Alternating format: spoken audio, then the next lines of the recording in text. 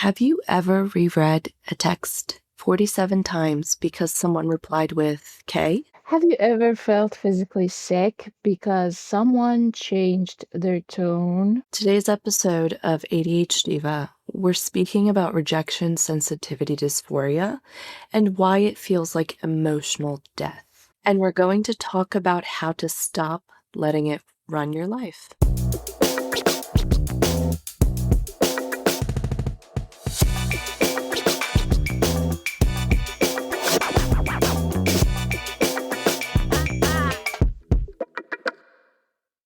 Good morning, ADHDivas. I'm Halvard. And I'm Ronald. Today we're recording at 6 a.m. because our ADHD access kept changing plans so many times, so we stuck with this with this time. Only this time was the available one for the both of us. I'm going to have to defend myself. I'm actually sick. So that's why I Yes, sound like and a Ronald today. And it's the morning. Rania is sick. Yes, that's why she's Ronald, and I just woke up. That's why I'm Halver today for you guys. so so if you had to be up all night to catch up your deadlines, or you had to wake up really early like us, you're not alone. Okay, cheer up. Your ADHD diva friends just arrived. Yay! Yay, we're here. We're talking today about rejection sensitivity. Oh no. Yes. So, what is rejection sensitivity dysphoria? Okay, so the boring explanation of rejection sensitivity dysphoria is defined as a condition characterized by extreme, intense emotional pain triggered by real or perceived rejection, criticism, or falling short of expectations. So, it's not an official DSM diagnosis, Yeah. but Yeah, what some people wouldn't actually understand what is the DSM. Well, the DSM is the psychiatry's Bible, right? basically. So, if anybody wants to look it up, it's the Diagnostic and Statistical Manual of Mental Disorders, 5th edition, DSM Yes, 5. exactly. So, rejection sensitivity dysphoria is extremely common in ADHD, neurodivergence, and even sometimes trauma. You don't even have to have ADHD to experience it. And it might feel weird, it might feel disproportionate, but the pain is real, trust me. I definitely trust you, and I think the listeners are trusting you too. And if anybody is new to ADHD and you don't know what this feels like, keep listening, and maybe you can tack on those feelings that you can't understand. So Hala, what does it feel like? How does it show up in ADHD? Well, for me, it's a really weird sensation, actually. I always recognize it when I feel like hot and cold at the same time, starting from my head down to my toes, like Yeah, someone threw an ice bucket on top of your head all of a sudden. tingling feeling. Yeah, do you feel that? Like, Yeah. no, it's not really tingling for me, but it's like I'm really getting hot and cold at the same time, Okay. starting from my head down. Hmm. Yes, it's really weird. And it's intense and it just hits all of a sudden. I think maybe we're speaking about the same thing, but we're describing it differently, maybe. I feel it, yeah, head to toe, and it's a tingling feeling, and the emotions, they turn physical. It comes like rushing, like the blood comes rushing to my face. Hmm. Um, yeah, I can feel my hands getting warmer. Um, so I have a physical response as well. My chest gets a little tight, my heart begins to race. Um, Hmm. I don't like get angry or anything, but my eyes start stinging, like tears are gonna come out. But you become really calm though, right? Yeah. But I feel like it's a surge of emotions. Like, I don't know how to explain it. It's like you feel everything at the same time, but you're just like frozen in those feelings, but they're so intense. Yeah. And then you just start to spiral. You try to like foreshadow or mind read the person, like, why did they say that? Why am I the problem? Oh my God, what Why did I they hate say? me? Yes. It's Why? like I jumped into the conclusion and just came out of it. Like, you I know? know.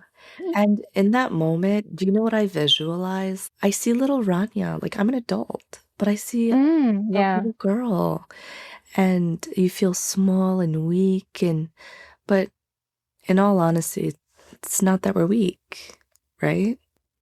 It's just our nervous system reacts really loudly, you know? Yes, I agree.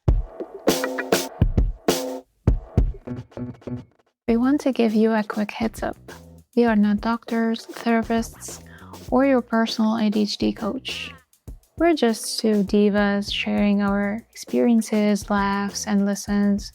So take what resonates, leave what doesn't, and always, always check in with a professional for a medical advice.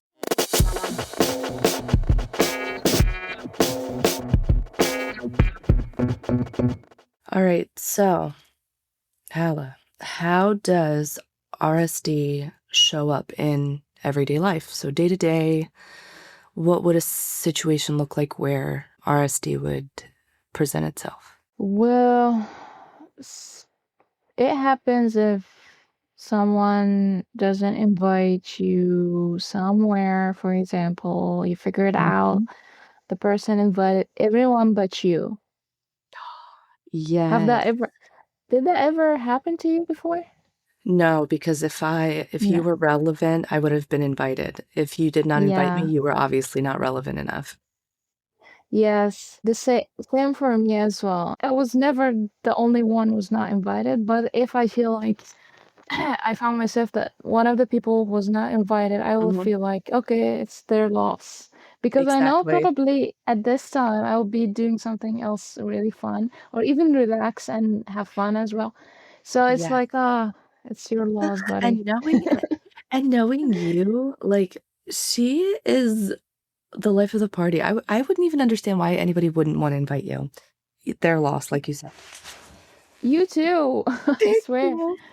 Yeah, but as young Halbert, I mean Hala, I used to feel that because I didn't know my potential. I didn't know Yeah, my identity and how do I affect gatherings in a good way. And I exactly. didn't believe in that. So I might felt like that as young Hala, but now no, I don't, honestly. Um, as adult Yeah. Rania, I'm sometimes very grateful and wish that I'm not invited.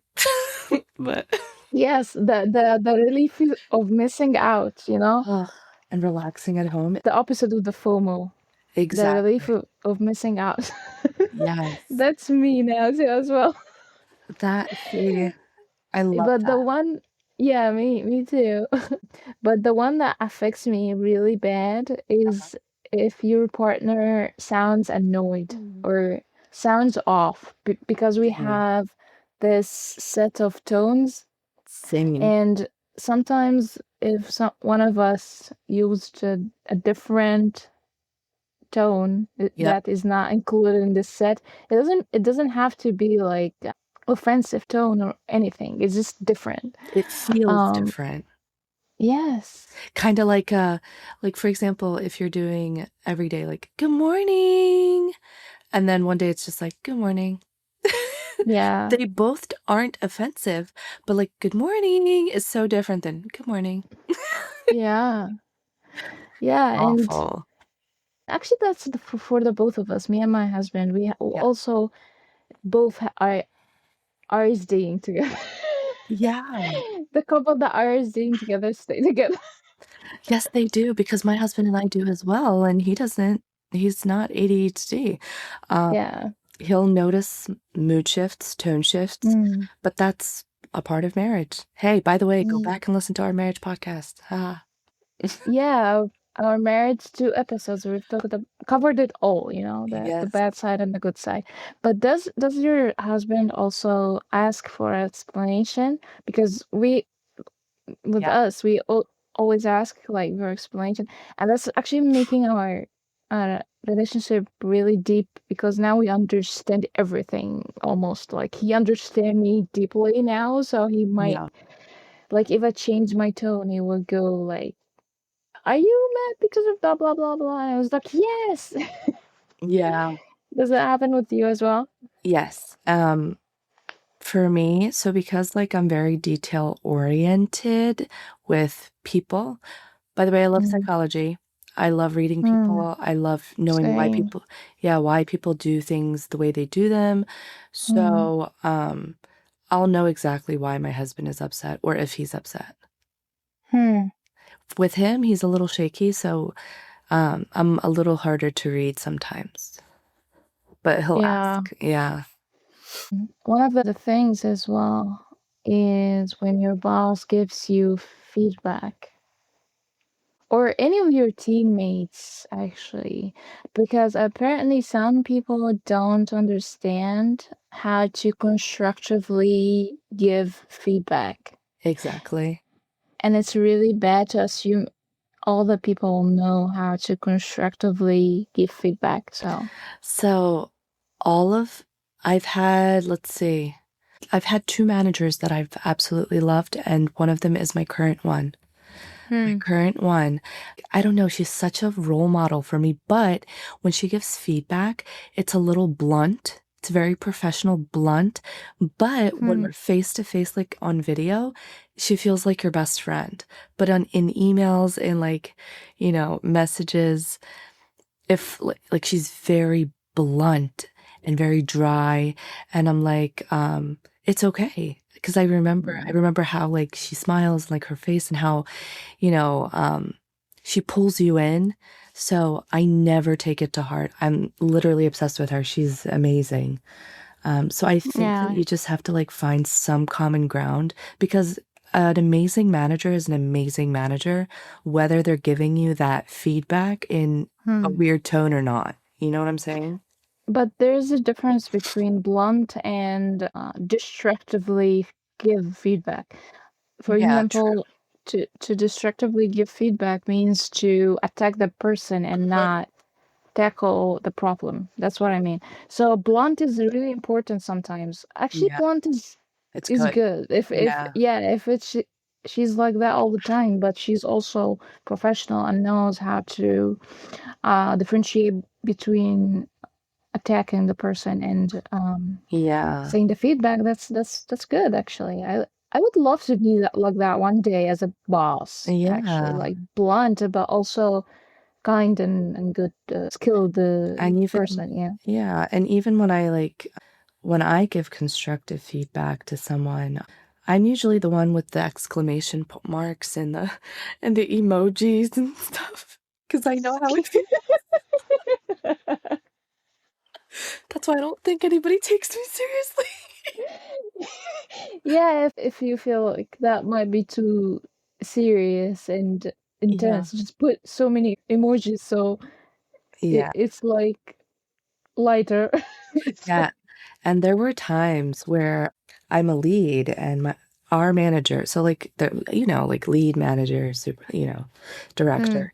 And then my manager would be like, it's okay to speak without emojis. It's okay to like not include exclamation mark. And I'm like, I can. What if they hate me? And she's like, it's okay.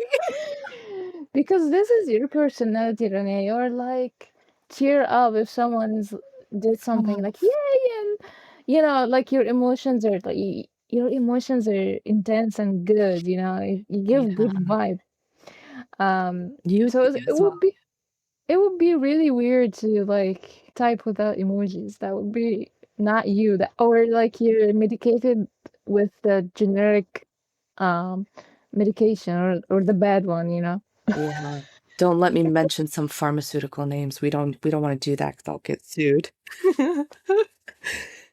Yeah, so that happens with us as well. Like Yeah. when a friend takes hour to respond, or not putting enough emojis. Hannah. Remember?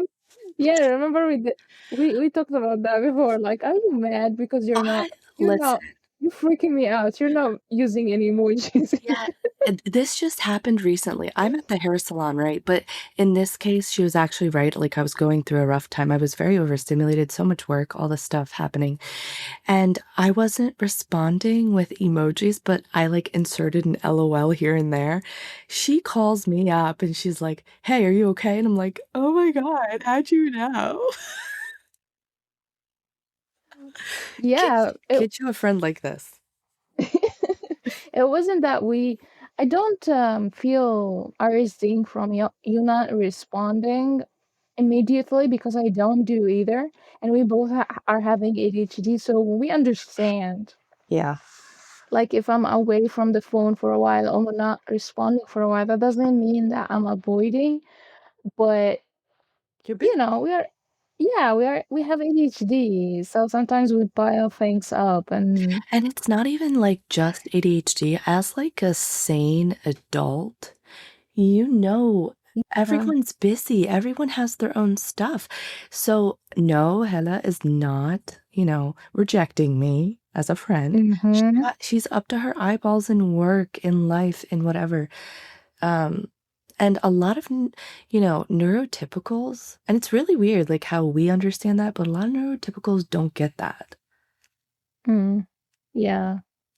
I'm And generalizing. I should take that back, but I actually understand what you mean. Not yeah, all of not them all. get that, and yeah, some people are only expecting love in a specific way, or Yeah, like love is responding back immediately. No, it's not like that for us, especially. right.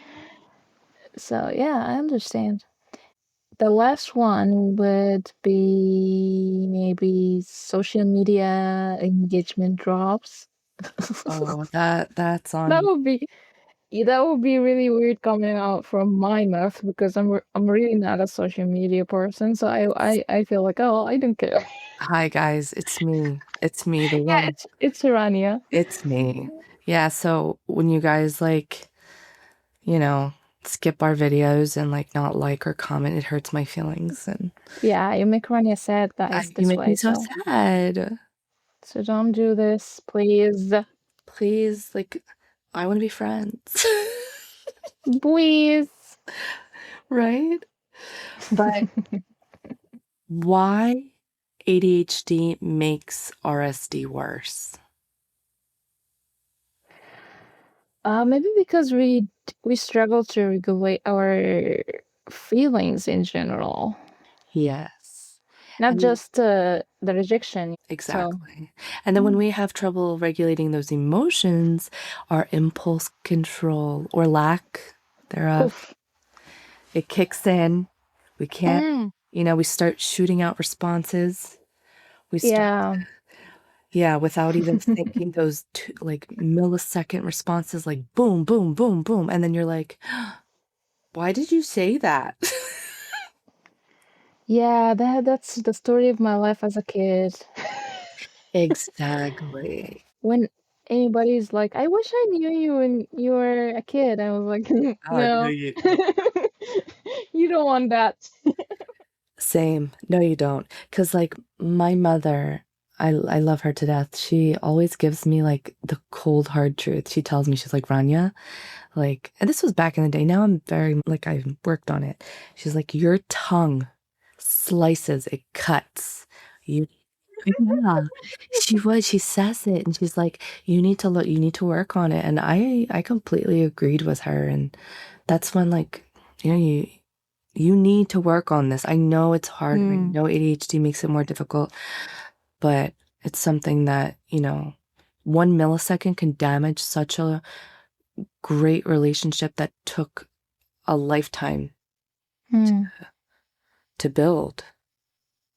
yeah, totally. Yeah. So for me, when I was a kid, my tongue didn't do the slicing. My hands and legs did because I used to play Oh. karate as a kid. Can you imagine? Did you imagine? Now de-imagine. Just erase all of that. So Black belt Hala. You guys yeah. close your close your eyes and imagine. Oh my God. No, please Hide don't. your kids, hide your wives, hide everybody. Oh, Oh my. now I'm a grown-up woman, so I don't do any of that. Okay, but I might imagine myself doing that to you in my head if I'm really mad at you, but not Wow. actually doing that anymore. So don't worry. Wow. Tell us how you Yeah. really feel. No, I don't. I'm kidding. This girl is crazy. Little Um. scary, but still funny. Anyway, next. It's good that we mentioned the childhood. Um, Um, since it's childhood or the way we've been criticized as mm, children is having a lot to do with making RSD worse for us with exactly. ADHD. Being labeled as too much and then Mm, that causing us to mask for years. And yeah. when did you finally take off your mask, Kala? When was the day that you finally Oh said, no, I'm not acting for anybody? I think I've never given up. I have so many masks though. Really? Like one's for work and one's for family and one's for blah blah, and they're different. Yeah. The thickness of these masks differ, depends on the situation. But I have my close friends, I never mask in front of them. Mm, Like really really close family, but at work and different life settings, it's really hard not to, okay. as a neurodivergent, I because people don't understand that all the true. time. I agree with you, but I think it was like around 26 years old for me. I used to wear very thick masks. Like you said, they're different. Families one, friends are, you know, one. I never really kept many close friends, but I do have, and I still have childhood friends till this day. And you're one of them, but I've just met Hella Mm, a couple years back, but the thickness of the masks have lessened. Besides work, mm. work is always going to be that The professional, thick. yes, the Yeah, thickest one. Yeah, the thickest everybody's one. masking at work anyway. So Exactly, of course. yeah. And as an ADHD person, sometimes like you see through those masks, like when it's, Mhm.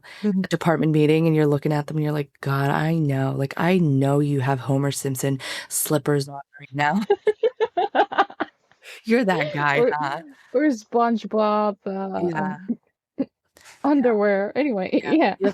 You have a stack of Pokemon cards right next to your desk, don't you? Collectibles. No, seriously. Nothing is wrong with that. I used to play Pokemon, okay? It's okay. Nice. But yeah, the mask, it lessened. It's not as thick anymore. Um, it's just like I worked on the trauma of constant correction. Nothing is Mm. wrong. Nothing is wrong. It's just different. And when you embrace your different, I'm not gonna like candy coat ADHD and be like, oh my God, it's a superpower. No, we have our Oh superpowers, but no. then, yeah, we have our downfalls. But, Yeah. you create systems that work for you and you continue on with life. Yes, exactly.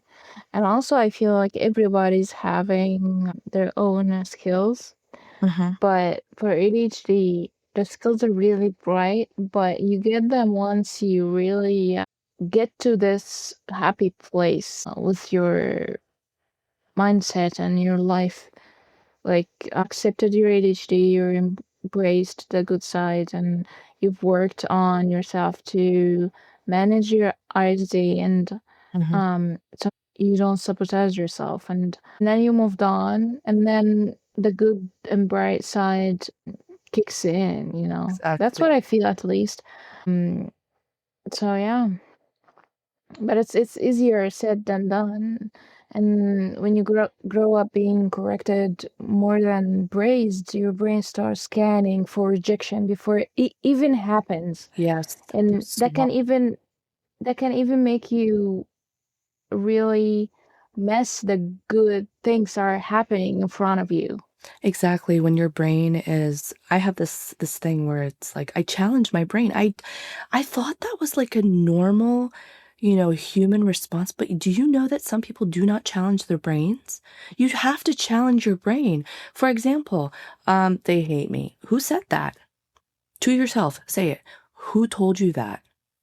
And if you Mm. can't name a person who told you that, then you need to challenge your brain and rewire using a positive response. I don't understand why this is not like a thing that's adopted. Even people without ADHD. I've encountered people, Ella, that don't challenge their thoughts. Do you challenge your thoughts? All the time, yeah. All the time. Uh, Analyzing and yeah, yeah, and ask all the questions first, breaking things and then apart. yes, and then build from there. Yeah, I always Yeah. do that. Stepping into the other person's reality. Have you ever Hmm. left your own reality and stepped into that person's? Like, for example, you and I have, I don't know, a Hmm. disagreement. Okay, I feel like you're wrong. Okay, I can leave that there. And then I'm going to step into your reality. But why does she see this way? Okay, how did I say it? Was it my tone? Hmm. Was it this? I will listen to you so carefully. I will begin to see it your way. Hmm. Sometimes You we do will, that, yeah. yeah, sometimes we will agree to disagree. Sometimes I might even change my view because you may be right to me and I wasn't seeing it before. And that's Hmm. okay. We cannot have pride the way that sometimes we do because that's when we start to like neglect or manipulate or without even knowing a relationship. I totally agree with you, and I see you doing that all the time. You're analyzing and sometimes even over analyzing I sometimes. do. I But do. I really respect that about you because you're doing an effort here to understand yourself and others, and that makes you really empathetic. And I really like that about you. Thank you. You do as well. Hella's a little different though than me. I overanalyze. She kind of like is more grounded than I am. She has these, I don't know what you call them, these loops. The loops. I remember how you redirect conversations and stuff when you see like a person not trying to meet you halfway. What are they called? I try to. Well, Feedback? I Is it just feedback loop? Something? it's feedback loop. Yeah, when someone is saying something stupid, I tend to ask Yes. as much as follow-up questions I can ask. I kind of have a flow chart in my brain that I use, and now whenever I feel RSDing, I literally can name it. Like whenever I feel like yes, I'm now RSDing. Okay, let's play now. Let's just Yes. run this flow chart, and you've done it 100 times or like million times, and Hmm. let's have fun for a while. Yeah. So I'm not feeling hit by RSD that much now. I used to Hmm. feel as a kid the most, but Same. we're gonna cover that later. We've covered the sad, the spiraling part, but we never covered the rage side of it. Are you raging out of it now as a grown up, or Um, Very rarely. I used to, but rage for mm, me is very quiet. It's not loud like you would think. So people defensive anger, it's very rare for me now because I stop it. But mm, cutting people off completely. Like mm-hmm, if you push me too hard, yeah, and if your disrespect goes, this is actually if there is disrespect, not just like RSD. Like yes, it used you to be took your time, just. yeah. It used to be just RSD. Like I would completely cut someone off. Mm. The whole fine, I don't care attitude. Mm. Yeah, that goes. And then sometimes I'll even like disappear first. So that way, like I'm protecting myself before they Mm. disappear. And sometimes even self-sabotage. I can definitely relate to that. Um, For me now, I don't do these things anymore, really. Maybe because I recognize my RSD immediately. Same. Uh, but to cutting people off, I don't do that out of RSDing actually. I do that because I have so many reasons to do. So I do Yeah, that maybe I've done it 2 times or 3 times in my entire life. I don't cut people off easily I don't either. at all. Yeah, You've witnessed that with me yeah, before. yeah, I do not do that. I know. But the fine, I don't care. Yeah, I do that all the time. Yeah. Yeah, And I don't ghost, but yeah, fine, I don't care. it's really hard for me to give up on people, Mm. but in my adult life, there haven't been really anyone who's really important that I've cut off. If you're an acquaintance or just passing through my life and, you surpassed a boundary Mm. numerous times, because you know me, like I will give you numerous times. I'm not going to just, Yeah, push you away the yeah, first time. Yeah, I'll completely cut you off because you're not that important. And it's just a waste of energy. Energy is so much more valuable than money, than time, than anything. yeah, It directly affects your health. Why would I yeah. waste that on anyone? We covered a bunch of stuff. We need to cover how to regulate it now. We are going to cover our way, or let's just say this is actually the scientifically proven way. No, not scientific, but that's our recommendation. The very first thing to do is to name your feeling and recognize when exactly you are staying, and know that this is just you are staying and this is not the reality. I was saying that once I feel a specific sensation, I know that I am RSDing. Not that oh my god, I feel ashamed that like I'm in trouble. Blah, blah, blah. No, I know that I am RSDing. Same for me, for having it for so, for being aware for so long. Now it's just Mm, like, oh, it's happening again. So, for anybody who's like new to this terminology, name it in the moment. Like Hala said, mm, it's very important in that moment to name it. Don't wait 5 to 10 minutes or an hour and be like, oh, it's RSD. That's not going to come to you. Name it that mm. second. Try to figure it out if, it is RSD in that moment. Yeah. And the second step is to just give yourself some time. The thing I do is to ask, like I said, ask follow-up questions to um it is basically ask the person in front of you to explain more. And that would make the emotions surge without reacting for a while.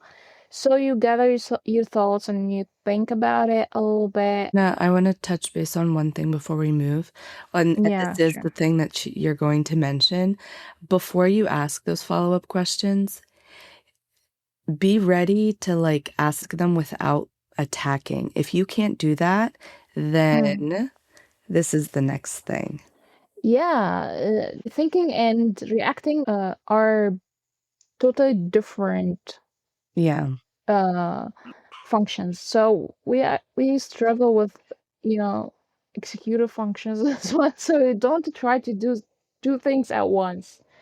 In right. general, don't do that. Okay.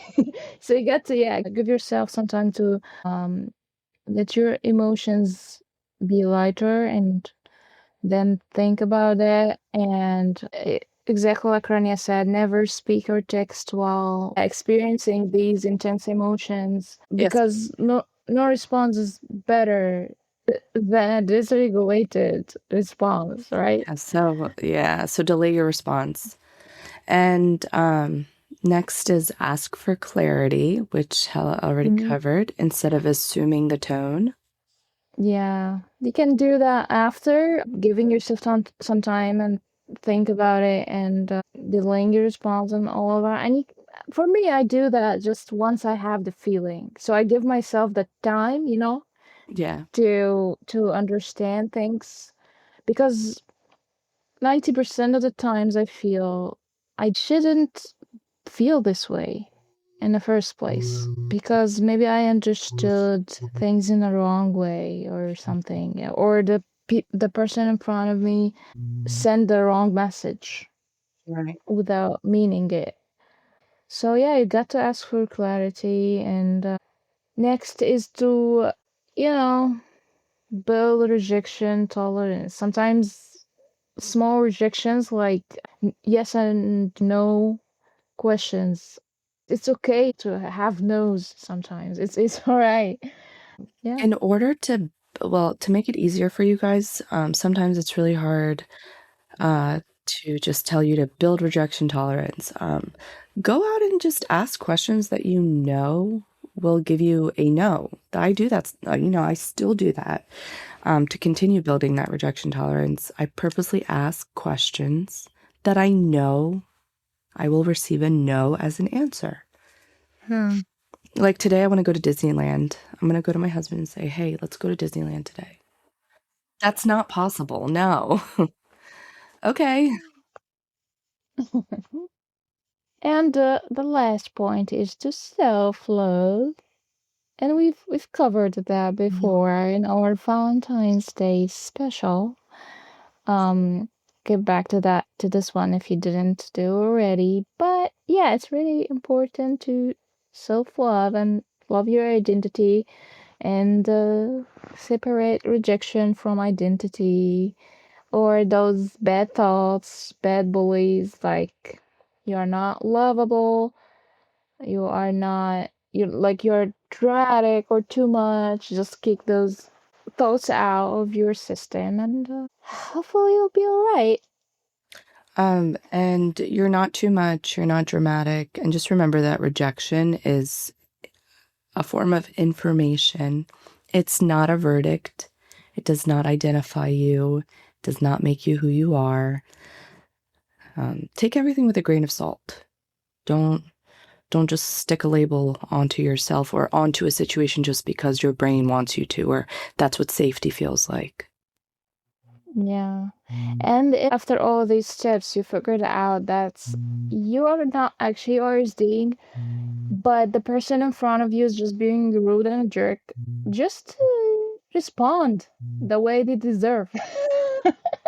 Because sometimes you're not RSD. Sometimes the person in front of you needs boundaries or needs to Yeah. have that. Forget everything we said and just go full throttle on them. Just let it all out. Exactly.